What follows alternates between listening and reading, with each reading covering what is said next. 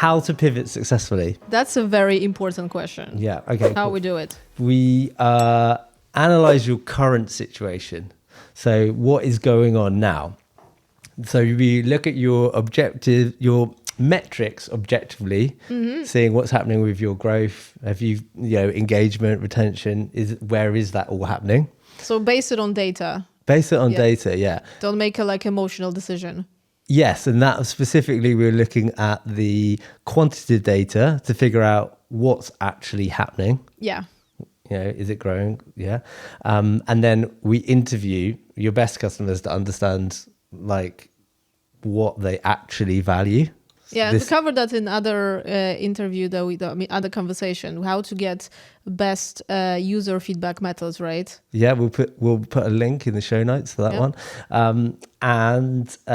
So then with the interviewing, we're doing the qualitative side, the stuff that's slightly less tangible.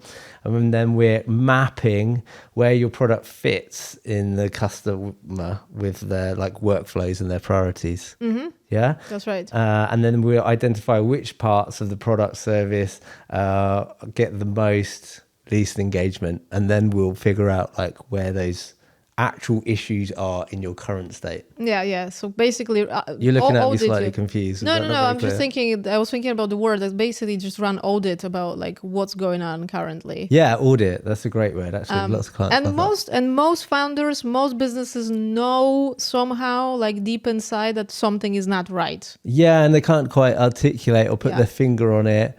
But they're getting sort of mixed feedback. Yeah, they often come to us, right, for actually finding what's wrong. Yeah. And we run audits to check which area of the platform are actually not malfunctioning, basically. Malfunctioning.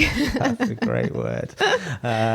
So we're looking at your current state and we're trying to understand, is your product market fit on right, which we're going to get from some of the interview stuff. And then where we're looking at the actual the product itself, we're looking at kind of usability, ease of use, how does that all work, along with the data insights to figure out, okay, how do we fix it? Where are the blocks is? So second part of this, how to pivot successfully, always test before you pivot. So we just run small experiments in the new direction before committing to anything fully.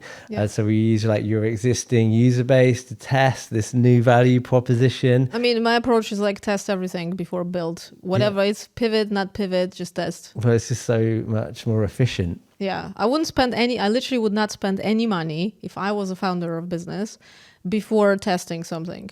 Yeah. I would not even touch code. When it comes to the product. When it comes to the products, yeah. So you build out the MVPs of the pivoted ideas alongside the current product and measure engagement and willingness to pay for the new direction. Yeah? Yeah. That makes sense. I mean, so we're suggesting there we would build a separate thing, or we replace what we've got at the minute? Well, it depends. It depends how big is the pivot. That's a good question, yeah. Because if the pivot is you changing completely the product, then you can run them side by side. Most businesses, tech founders I've worked with would want to avoid that. Yes, of course, but it's really expensive. Yeah. That's why we're saying test it. So you don't spend that money if it's not real thing that is solving your problem. Now, I cannot tell you how many big clients I've seen spending millions of pounds and dollars on changes that made zero effect, zero. So testing is number one. And then actually whether you test side by side or random side by side is a decision to be made internally based on the circumstances. Yeah, depending on the size, this is where your A/B testing could come in. I mean, that could do. Although I'm not a big fan of A/B testing, but sometimes it's useful. It depends. It depends on how big that pivot is and your MVP change. Yeah.